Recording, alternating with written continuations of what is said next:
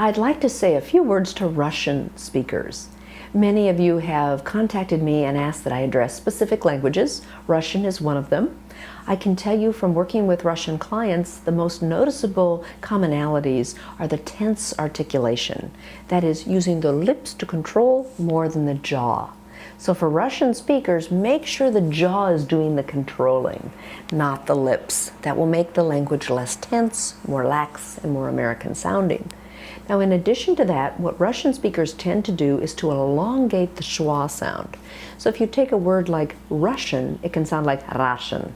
The R is different, and the sound becomes elongated for many Russian speakers. So it sounds like Russian instead of Russian. Make sure that that sound is shortened. It's just a stomach punch. Russian. And notice the tongue is curled back, not touching the top. So if the tongue touches the top of the mouth, you get ra, and the tongue is actually touching some part of the upper palate or in the front of the mouth near the alveolar ridge. Instead, you want the tongue to curl back, in effect softening your R. Ra. Like the word rush, R-U-S-H. Rush, not the rash. Rush. Russian. Now take that same sound in other words like juggle, J-U-G-G-L-E, juggle, and make sure it's not joggle. Another example would be the word country. Even though it's spelled with an O-U, it's pronounced with a schwa, not country, but country.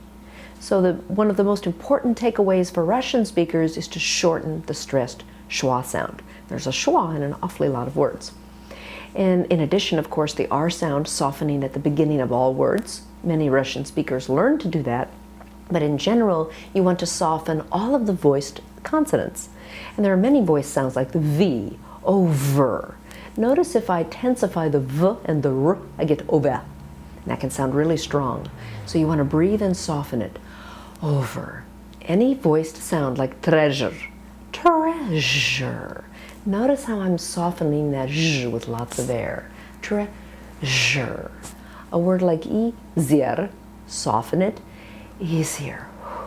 By softening, you're simply adding more air so that those voices get lighter. Those voiced consonants, sounds become lighter rather than heavier or stronger. So that would be the Z sound, the V sound, even the sound, like another, nice and soft instead of another. Another. It takes breath, but it also takes some softening of those vocal folds and a relaxed articulation in the jaw. Hopefully these techniques will help Russian speakers. In addition, they can be useful for Bosnian speakers who have some similar issues, and also for Polish speakers, although for Polish speakers, in addition, you'll need to work on vowel sounds. Many of the a and e sounds are very similar in length and location in the mouth for Polish speakers, and really distinguishing your vowels can be helpful, as well as working on the th sounds, as in another with the voicing, or orthopedic, apathetic, which are the voiceless sounds, and really distinguishing those and using lots of airflow. Another with voicing, softened, another, and then words that have a th in the middle, orthopedic, apathetic, sympathy. I hope these suggestions have been helpful to you, and if you are looking for someone to help you in terms of coaching, remember that systematic correction from an accent specialist will help you to see a result in the shortest period of time. Have a great day.